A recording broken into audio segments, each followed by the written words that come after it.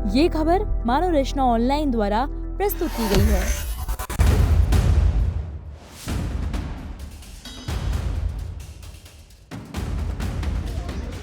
त्विषा शर्मा मामले में लगातार नए खुलासे हो रहे हैं और लगातार सवाल भी उठ रहे हैं कि आखिरकार ऐसा क्या हुआ था त्विषा के साथ, कब मिलेगा त्विषा को इंसाफ और कौन है त्विषा के गुनहगार। इसी बीच में दूसरी बार त्विषा का पोस्टमार्टम किया गया, जिसके बाद उसे नमाखों से अंतिम विदाई दी गई। इसी के साथ ही भाई हर्षित शर्मा ने उसे मुखाग्नि दी। अंतिम यात्रा में परिवार वालों का बुरा हाल था। बेटी को याद कर मां फूट फूट कर रो पड़ी थी।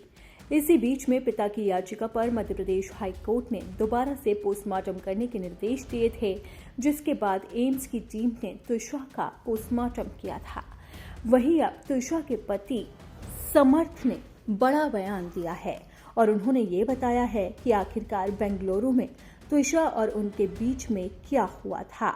ऐसी कौन सी बात थी जिसके बाद त्विषा और समर्थ के बीच में बड़ा झगड़ा हुआ था। पुलिस सूत्रों ने बताया है कि त्विषा के पति समर्थ ने कहा है कि उसने 24 अप्रैल को बेंगलुरु जाने के लिए टिकट बुक कराई थी। शुरुआत में त्विषा भी उसके साथ जाने के लिए तैयार थी, लेकिन बाद में उसने अचानक जाने से इनकार कर दिया। इस पर दोनों के बीच में जमकर झगड़ा हुआ। त्विषा ने उससे कहा था कि वो अपने भाई के पास अजमेर जाना चाहती है। इसी बात को लेकर दोनों के बीच में बहस हुई। बाद में 24 अप्रैल को त्विषा ट्रेन से अजमेर के लिए रवाना हो गई, जबकि समर्थ अपने तय कार्यक्रम के मुताबिक बेंगलोर चला गया। बाद में उसे जानकारी मिली कि त्विषा अजमेर में केवल एक ही दिन रुकी, वहां से दिल्ली चली गई। 30 अप्रैल को त्विषा वापस भोपाल आ गई। एनसीपी रजनीश कश्यप के मुताबिक पुलिस इन यात्राओं दोनों के बीच में विवाद और उस दौरान की कॉल डिटेल्स को भी जांच का हिस्सा बना रही है, ताकि त्विषा के जाने से पहले की परिस्थितियों को साफ तौर पर समझा जा सके। आपको बता दें कि त्विषा के पति से लगातार पुलिस पूछताछ कर रही है और समर्थ सिंह पर त्विषा मामले में बड़ा आरोप लगाया गया है। त्विषा का परिवार लगातार उसकी सास को भी सवालों के घेरे में खड़ा कर रहा है। आपको बता दें कि त्विषा की सास रिटायर्ड जज है। गिरिबाला सिंह कहती हैं कि वो अपना केस खुद ही लड़ेंगी और लगातार उनसे भी पूछताछ जारी है।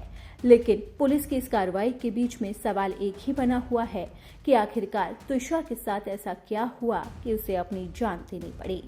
वहीं इसी बीच में एम्स के डॉक्टर सुधीर गुप्ता के नेतृत्व में विशेषज्ञों की टीम ने पोस्टमार्टम किया और अब पोस्टमार्टम की रिपोर्ट भी सामने आएगी, जिसके बाद पूरी तरह से साफ हो जाएगा कि आखिरकार त्विषा के साथ क्या हुआ था।